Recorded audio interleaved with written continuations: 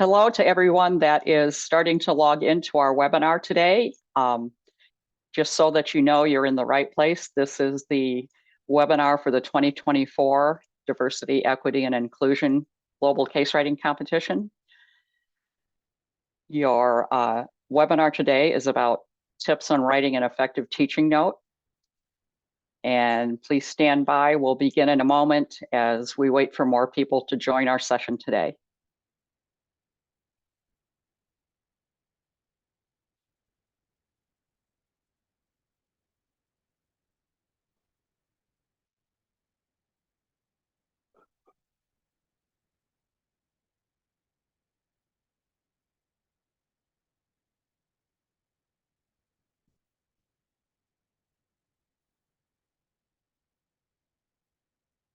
Okay, we're going to begin this morning.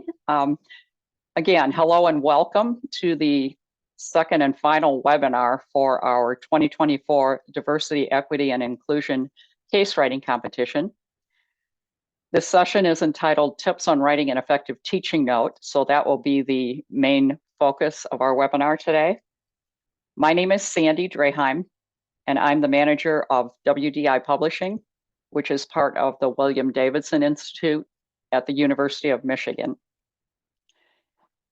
Before we begin today, a bit of housekeeping information.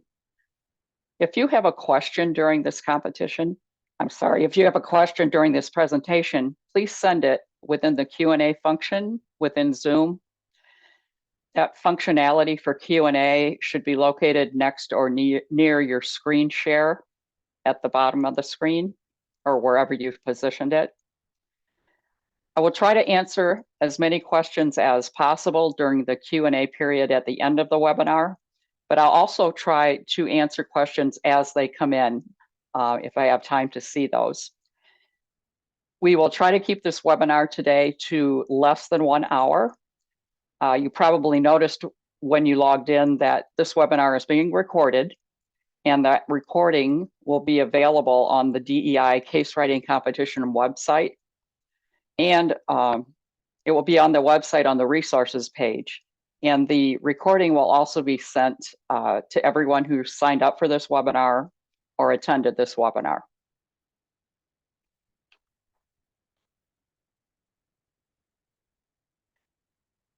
This is our agenda for today. First, a brief overview of the competition. Then a very brief recap of tips on writing a case. We covered that at our last webinar. And then third, I'll review each section of a teaching note and hopefully reveal methods for you to write a more effective teaching note to accompany your case. Then finally, a brief Q&A period.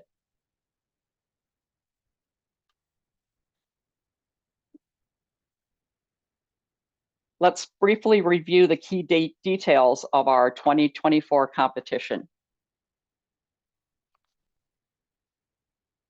The topic of all case submissions into the competition must be diversity, equity, and inclusion. Diversity can be expressed in lots of different forms, including race, ethnicity, gender identity, sexual orientation, socioeconomic status, language, culture, religion, age, and even more. Equity means equal opportunity for all persons with no discrimination based on race, color, national origin, age, marital status, etc. And inclusion really means welcoming and embracing differences and different perspectives by respectfully listening and making all individuals feel a sense of belonging. There are a variety of ways for you to feature DEI in your case. Of course, one way would be through your protagonist. For example, the protagonist in your case might be a diverse individual who has a non-traditional, maybe, or yet inclusive management style. This person might highlight the challenges of underrepresented groups. You might also choose to have a DEI-based dilemma or decision point within the case. The dilemma could be focused within one or across many business disciplines. And of course, the organization or company that you feature in your case may also represent diversity, especially if it is, for example, minority owned or has a leadership team consisting of very diverse persons. So who can enter our competition? People can enter if they're university faculty, either individually or in teams. Also, graduate or undergrad students, either individually or in teams, may enter, as long as the students enter in collaboration with a faculty member. And then other professionals or practitioners can also enter the competition. Again, as long as they collaborate with a faculty member if they're not faculty themselves. The reason we require faculty collaboration is to ensure that the submitted documents have strong academic rigor and pedagogy. The prize awards for the competition are $10,000 US for first, $5,000 for second place, and $2,500 for third place. And then all of the top 3 place winners will also be published by WDI Publishing. We may also award honorable mentions if we see other entries that may deserve that. Honorable mentions, however, will not receive any monetary award, but they will be published by WDI Publishing upon agreement by the authors.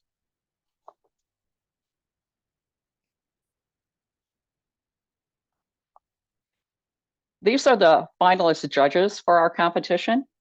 I just want to briefly tell you who they are. Starting left to right on the top, our first judge is Latoya Booker. She serves as director for the Inclusion and Equity Institute Learning and Development Program at Grand Valley State University, where she works alongside internal and external partners to further personal and organizational transformation. Our next finalist judge is Dr. Kenlana Ferguson, who is a licensed psychologist and the Director of Equity, Learning, and Culture at the Kalamazoo Community Foundation. In her role, she's responsible for setting the strategy for learning, culture, and people in the organization. She has a bachelor's in criminal justice and a master's and PhD in counseling psychology from Western Michigan University. Next is John Lofkus. He is senior editor, cases and pedagogy at Harvard Business Publishing. He's co-authored several cases and was previously an instructor at the Wharton School at the University of Pennsylvania, where he received his MA in management. Now in the bottom row on the left, Heather McBride Leaf. She is the managing director leading Deloitte's Diversity, Equity, and Inclusion Institute. She has more than 25 years of experience driving innovative strategic initiatives at Deloitte, and most recently served as a senior leader and executive coach with Deloitte's Chief Executive Program, working closely with CEOs in a wide range of industries and DEI-focused organizations. Our next judge, and the last one on the slide you're looking at now, is Greg Merkley. He is Director of Case Publishing for the Kellogg School of Management at Northwestern University. He and his team have developed over 600 case studies, simulations, and technical notes, and they have been used in over 1,300 institutions in 100 countries. He's also taught marketing and global management courses at Kellogg, and before joining Kellogg, he was a consultant, corporate executive, and an entrepreneur. He received his MBA from the Kellogg School of Management and a BA in Japanese language and literature from the University of California, Los Angeles. These are the finalist judges for our 2024 competition.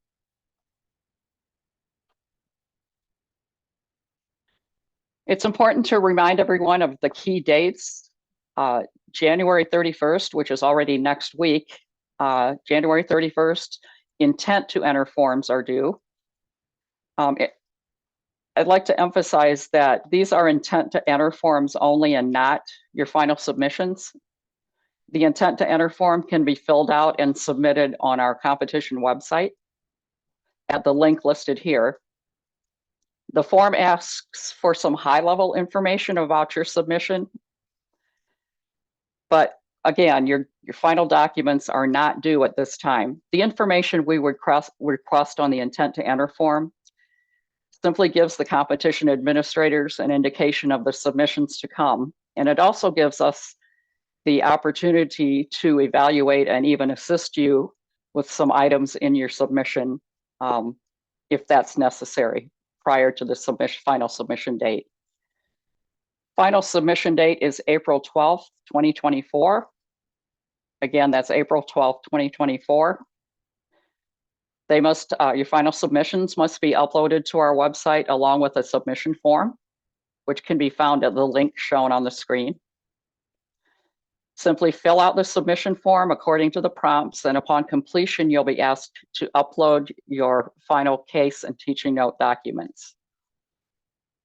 Then we estimate being able to publicly announce the winners to our competition in August 2024.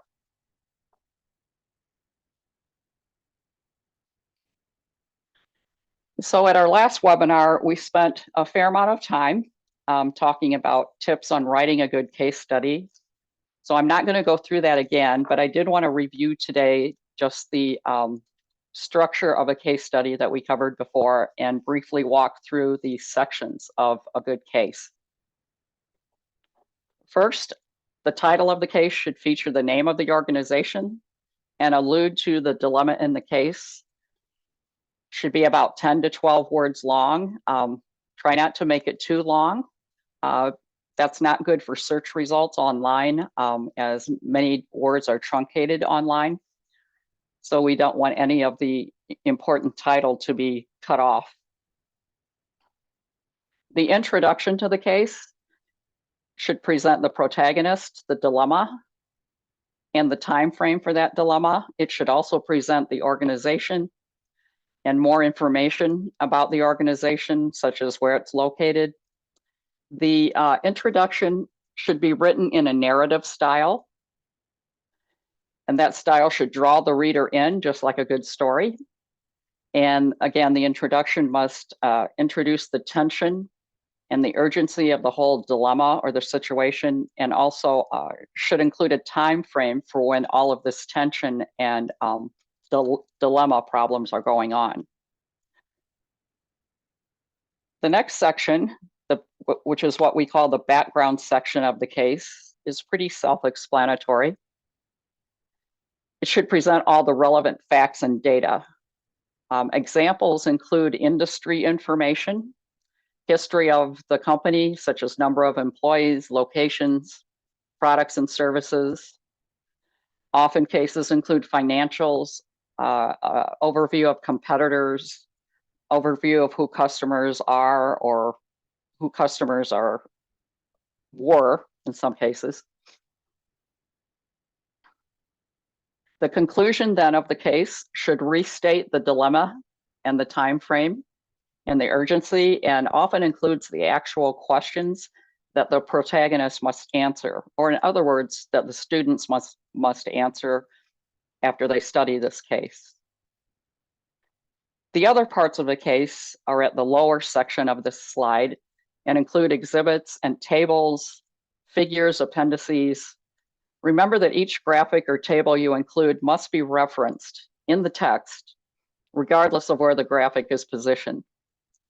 Also, beneath each graphic or table or figure must be a source for that particular graph or table. If you created a graphic yourself, simply list it as created by the case author. Endnotes are at the end of the document, and they correspond to citation numbers which are positioned within the document's text. These are very important because the endnotes are the text that provides the source information for the citation. So in other words, the endnotes support the text and data you're presenting in the case. Footnotes are consecutively numbered Roman numerals positioned at the bottom of the page where the text is referenced. Footnotes and endnotes are not the same.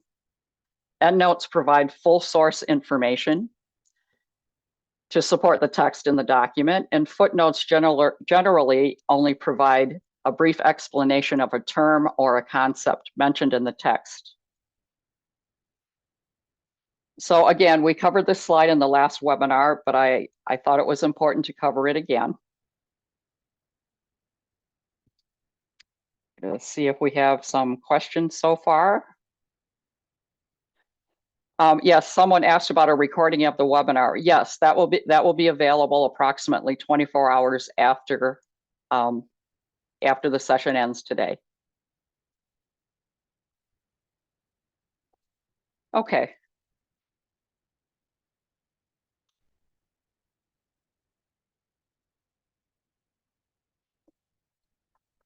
So now we're going to talk a little bit about writing a good teaching note.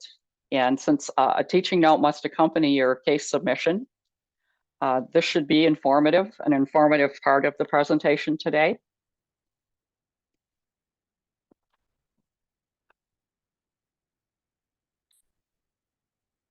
But why does a case need a teaching note? It would be a good question to answer today. A teaching note is really the foundation upon which a successful case study is built. The purpose of the teaching note is to provide instructors with a how-to guide for facilitating the case study. A good teaching note will ensure that a case will give professors a roadmap for class discussion and serve as a starting point for instructors who would like to adapt the material to their classroom needs. While some recommend that the teaching note be written after the case study, it is best to write the teaching note and case in parallel. It should be treated as a work in progress and developed simultaneously with the case study. While the structure of the teaching note may vary from one case to the next, based on the content and methodologies in a case, a well-structured teaching note is generally about 5 to 7 pages in length. Because a case study is based on a real situation and puts the students in the decision maker's place, or gives the student the ability to analyze and critique a decision maker's actions, case studies are effective ways to focus students on relevant information and use that information to make a decision.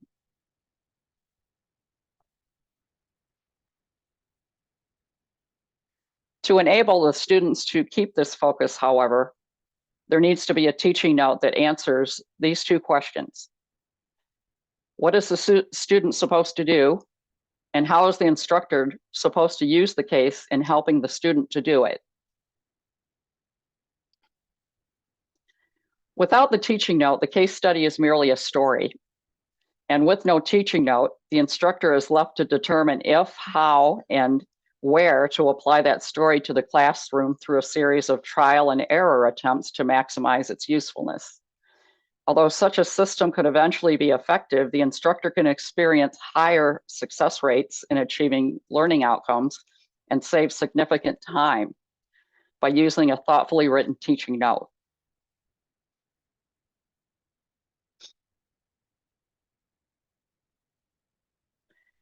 Just like we had a structure for the case, this slide lists the structure for a teaching note. And I will break down each line item in this structure over the next several slides. I'd like to remind you at this point to review the WDI publishing document, How to Write a Teaching Note, for more details. I'm covering a lot of that information in the webinar today, but a link to this document can be found on the resources page of the competition website, and it could be very helpful after the webinar concludes today. So these are the sections of a teaching note, starting with case overview, followed by learning objectives, pedagogy, assignment questions, case analysis, a teaching plan, and then a conclusion. I'll break these sections down. The case overview is an executive summary of the case, and it should include the time frame, information about the organization. It should introduce the protagonist and state the dilemma. The case overview is often about one or two paragraphs in length, and is often what professors read first to determine its course applicability and relevance. Consequently, the overview should capture the essence of the case and the primary business challenge. When writing the case overview, it's important to be clear as well as concise.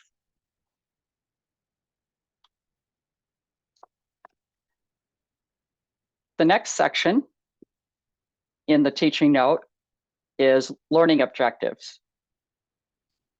Learning objectives should state what students should be able to do and apply after analyzing and discussing the case.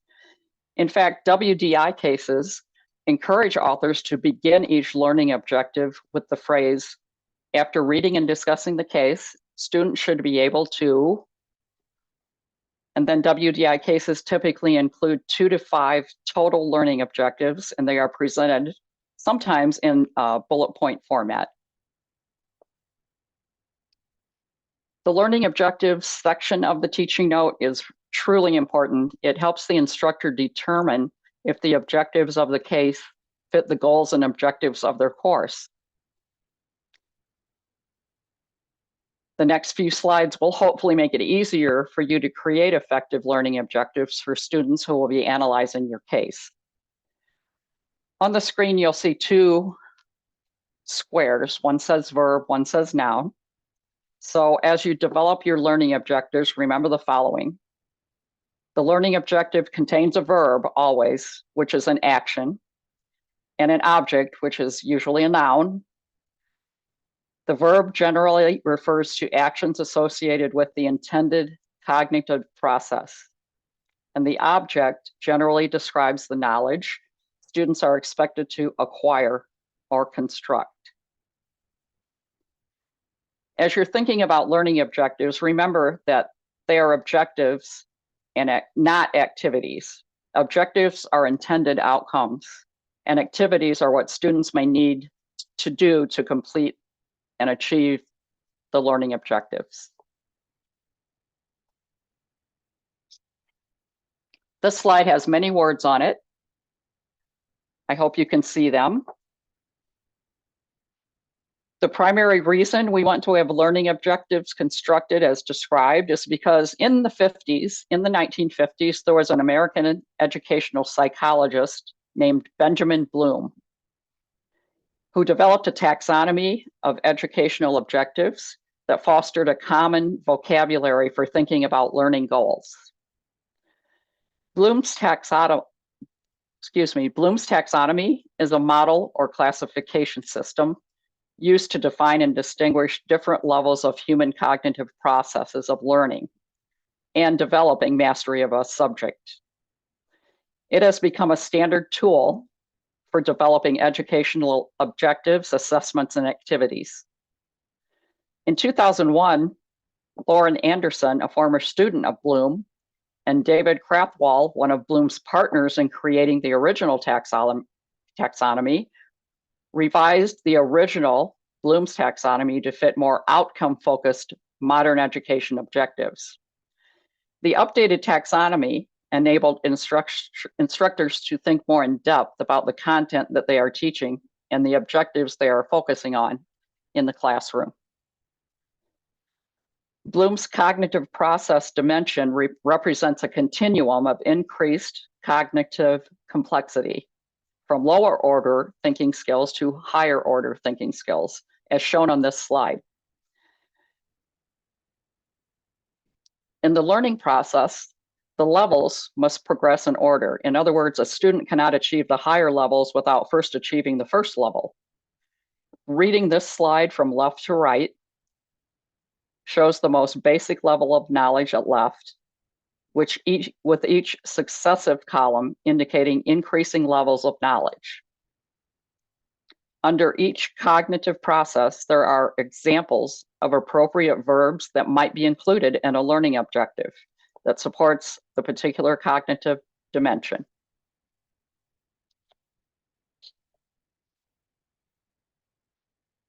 A brief breakdown for you of the cognitive categories includes column 1 or level 1, which is overall about remembering. And this is the most basic level and can be tested through memorization. But it doesn't mean the student totally understands what they have learned. Column 2 or level 2 is understanding.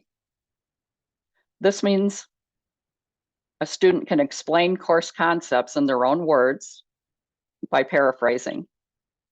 Column 3 or level 3 is applying.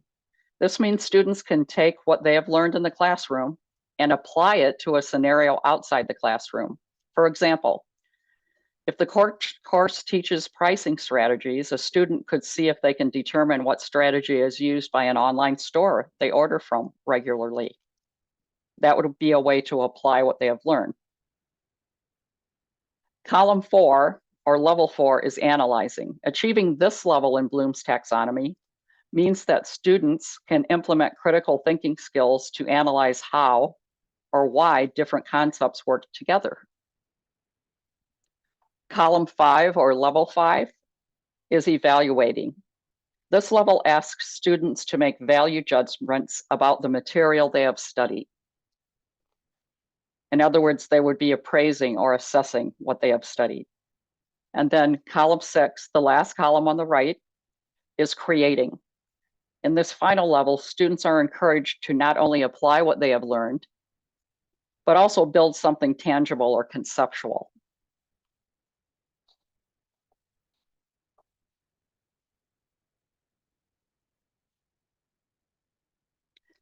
This slide shows samples of actual learning objectives from different WDI case studies, teaching notes from WDI case studies. They don't go together. Each one is individual for a separate case and teaching note. But I thought it might be a little bit helpful for you to be able to see how some of these learning objectives were constructed. The first one is examine the conditions and behaviors that undermine psychological safety, making it difficult for technical experts and lower level employees to raise concerns and share bad news. Second example is compare and contrast corporate ownership versus franchising for organizations with multiple retail locations. The third is apply product liability laws to understand how to identify and minimize risk factors, including supply chain variables for product liability. Next is analyze the structure of a negotiation, including best alternative to a negotiated agreement, reservation price, and target price. And finally, the last example is short and sweet, conceptually explain customer lifetime value and its components. And again, these are all just examples of learning objectives that appear in teaching notes for different WDI publishing case studies.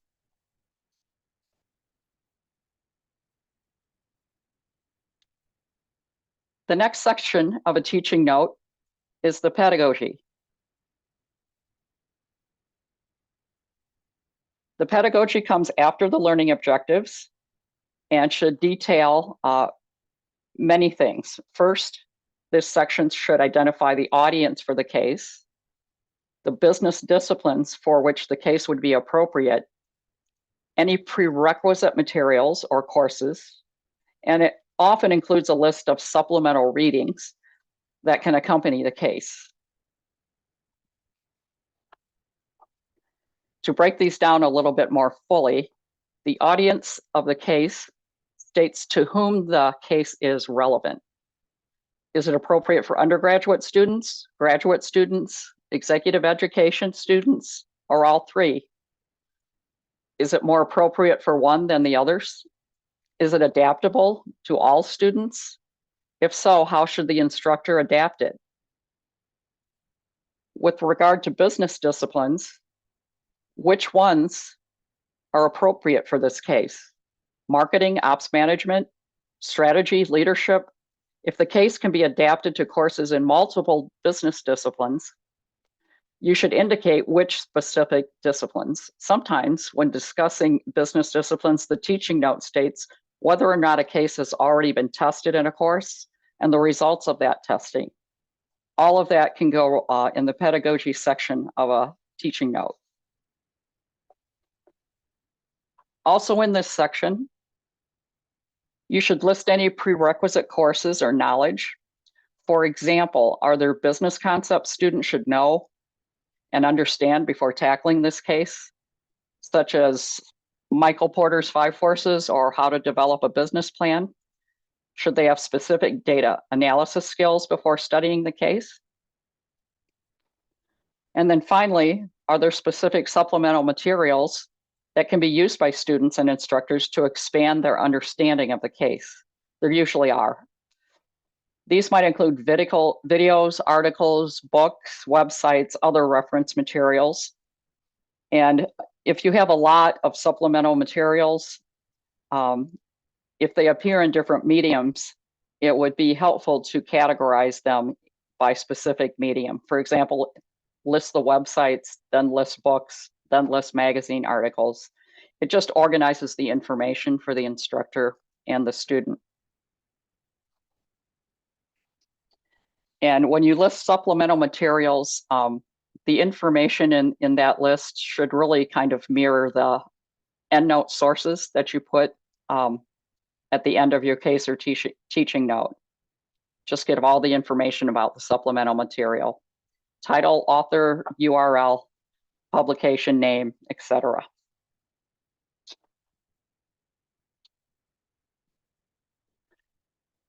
The next section in a teaching note are the assignment questions.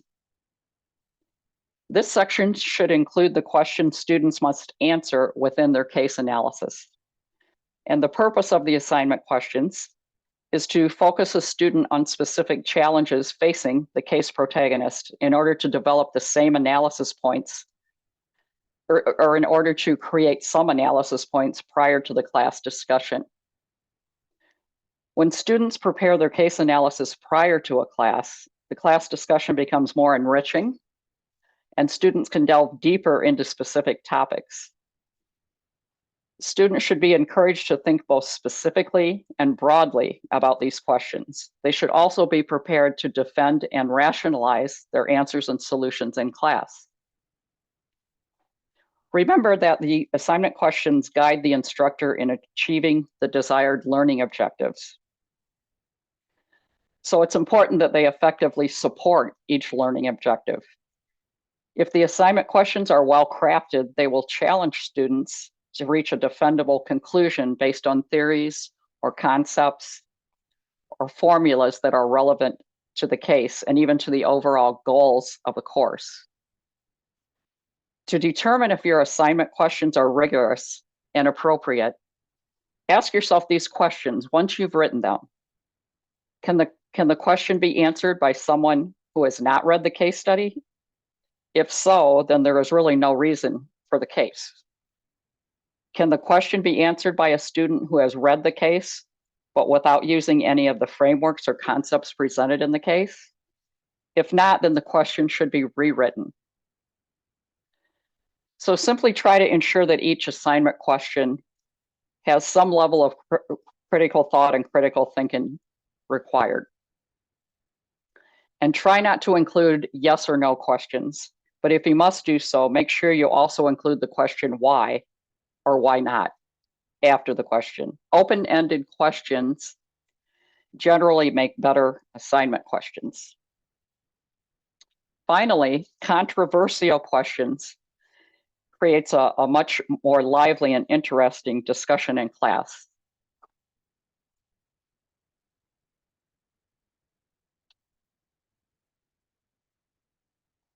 Here are some examples of assignment questions from actual teaching notes that accompany WDI publishing cases. Again, I thought these might be helpful so that you can see how others have created their assignment questions. The first one reads, in what ways can leaders communicate and influence positive change in their organizations? The next one, from a different teaching note, what characteristics of Vietnam's cultural, political, and economic environment contribute to the unique challenges and opportunities of starting a venture in that country? There are 3 more listed here for your review. I will let you read those at your leisure. But again, all of these are examples of assignment questions for different cases that appear in teaching notes for those cases.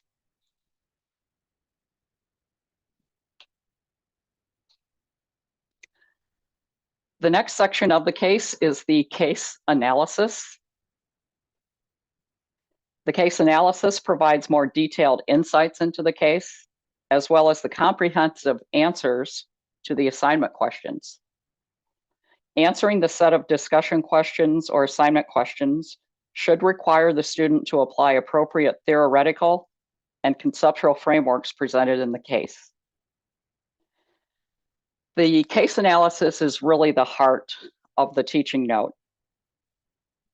It provides a roadmap on how to lead a case discussion. It also provides careful analysis and detailed insights into the case and its associated readings. Again, the analysis should offer comprehensive answers to the list of assignment questions. These answers should offer samples of good, bad, and marginal answers, as well as reflect the diversity of opinions that are nearly always present within a classroom. Keep in mind, the instructor wants to know what to expect if they adopt this case. So the assignment questions answers should be as comprehensive and diverse as possible in this section. If the case includes quantitative data, this case analysis section might suggest ways to use the data and techniques to be used for analyzing the data. Providing answers to the assignment questions is often one of the most important aspects of the teaching note when an instructor is considering whether or not to adopt a case.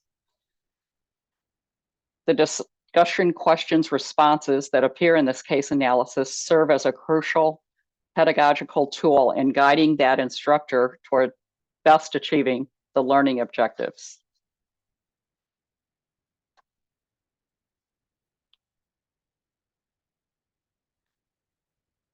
The next section of a teaching note is the teaching plan. This section indicates how the instructor should allocate time in class for discussing different parts of the case. For most business school courses, this ranges from about a 75 to 80-minute session. That would be one classroom session. And sometimes the teaching plan is visually set up as a timetable or in-class schedule within the teaching note. In other words, sometimes it appears as an actual graph or table. The typical components of a teaching plan are actually listed on this slide. The class introduction generally includes a review of the primary key points presented in the case. The assignment questions should be listed in the order to be discussed, and they should also indicate how much time to spend on discussing each of them.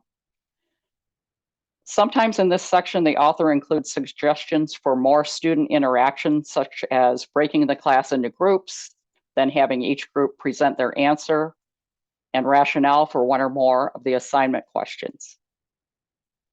This strategy encourages collaboration and a more open exchange of ideas. Time and topic allocation should then be assigned to wrap-up points or to the conclusion of the in-class discussion. Key points of the case should be recapped as well as tied back to the learning objectives for the case. And then the last bullet point on this slide is the board plan. This is something that also can be extremely helpful to the instructor. A board plan is quite literally the information an instructor should list on the blackboard, the whiteboard, or other viewable in-class medium. There are generally lots of possible approaches to using a board, from capturing just the main discussion points to filling multiple boards with all in-class ideas. Instructors can use board headings to reinforce and support the structure and flow of the case discussion. Some instructors fill out boards before class with the key contextual facts and rows and column headings for the quantitative analysis or even the agenda.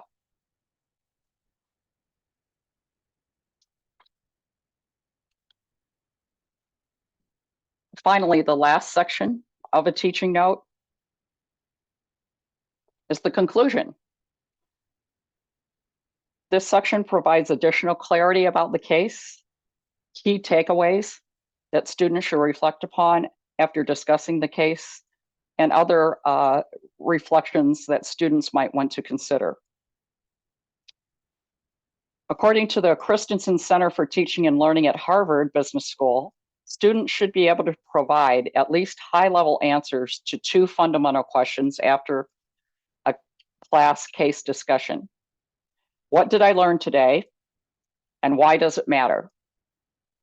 For many case instructors, the closing is less about recapping the class discussion than an opportunity to highlight conceptual or managerial themes, provide a bridge to past or future classes, offer personal reflections, or just to inspire and motivate their students as they walk away from the class discussion. Excuse me. So this is the information you should include in the conclusion section of your teaching note. For cases based on a real organization and decision, an epilogue might be included, and then that epilogue should explain what the company or protagonist actually did. The instructor should provide students with this information at the conclusion of the case discussion in order to not give away what actually happened. Epilogues can be particularly valuable to students because it shares the actual decisions that were made and provides how the actual decision maker responded to the case's situation and the outcomes that resulted.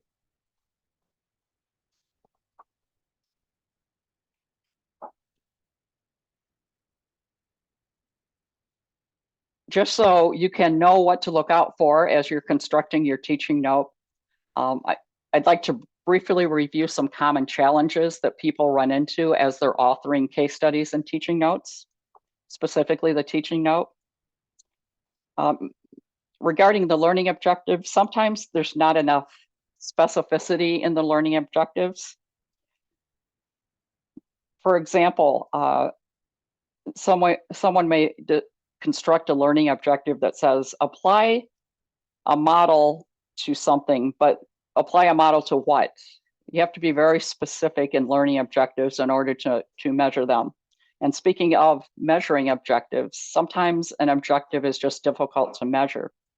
And this often happens if the objective is just too vague. Again, keep it specific. Another challenge comes with the assignment questions. Very, very often I'll receive submissions that don't provide the answers to the assignment questions, and they really need to.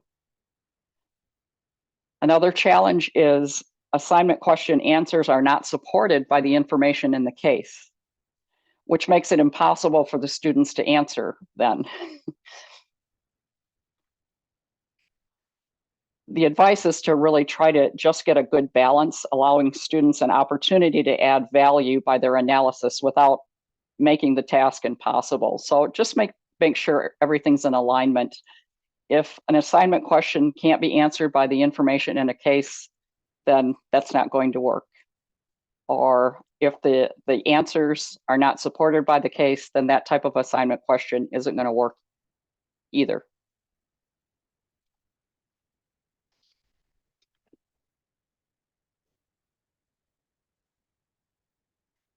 This slide lists resources for the case writing competition, including documents that should help you understand how better to write a business case as well as a teaching note. I won't spend much time on this slide. The most important thing is the link that will take you to the page on our website that includes documents like how to write a business case, how to write a teaching notes, and other information. So at this point is the end of the formal presentation. I will see if we have questions today. Give me a moment to check. I already talked about the recording. Yes, that will be available to everyone. Here's a good question. Can the identity of the company or organization be disguised? The answer to that is yes, but some additional advice if you do that, make sure data is disguised as well. Otherwise, people might really know who the organization is, and then the disguise will be or not. So if you're going to disguise the name of the company and organization, make sure you disguise people's names as well as certain data that could be traced back to that company or organization.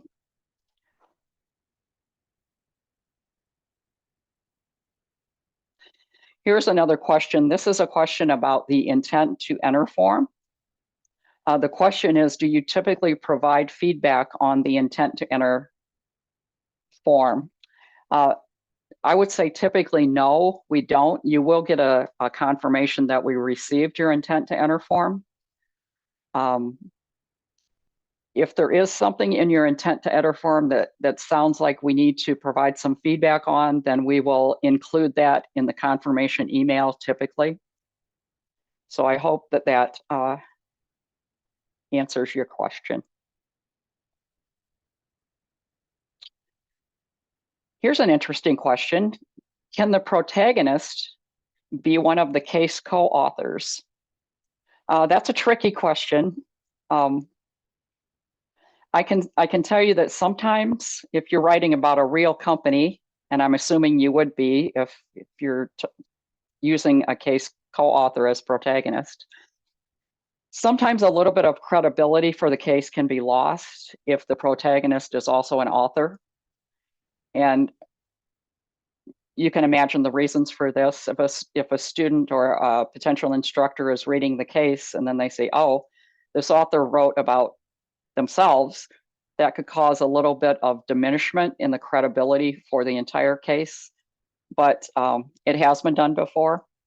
Another way to handle that would be perhaps instead of listing the protagonist as an author, list the protagonist as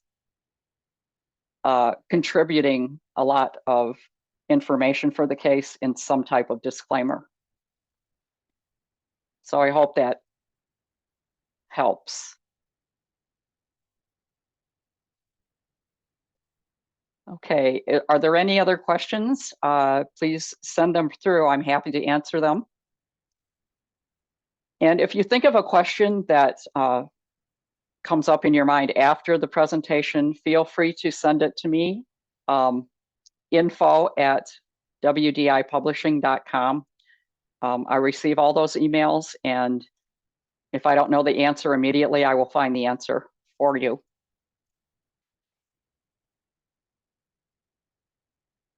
Okay.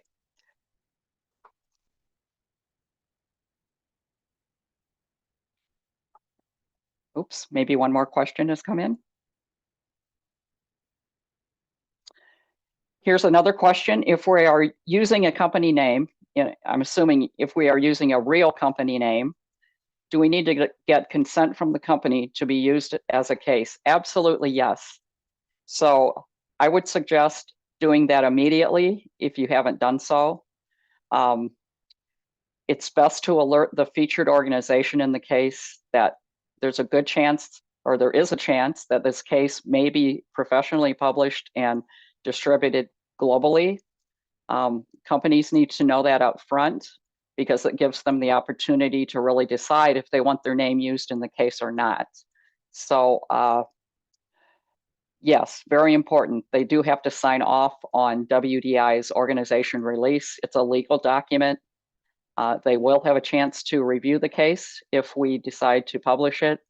but it won't be published unless that company signs off on our legal form. Thank you for that question.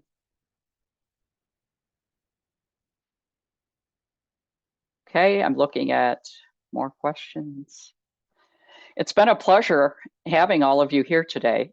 I know you're here from lots of different countries. We have registrants from all over the world, and that's very exciting. And we really appreciate your interest in the competition. And we're so looking forward to everyone's final submissions by April 12th. Just a quick reminder before we finish up today, January 31st, intent to enter forms due. April 12th, final submissions due. Both of those can be done from the competition website. And again, any questions you have in the meantime, info@wdipublishing.com. And on the screen here on the final slide is the URL to our competition website this year. Good luck to everyone who has entered or will be entering. And thank you so much for attending our webinar today. Again, it's been a pleasure speaking to you and with you and answering your questions. This ends today's webinar. Thank you.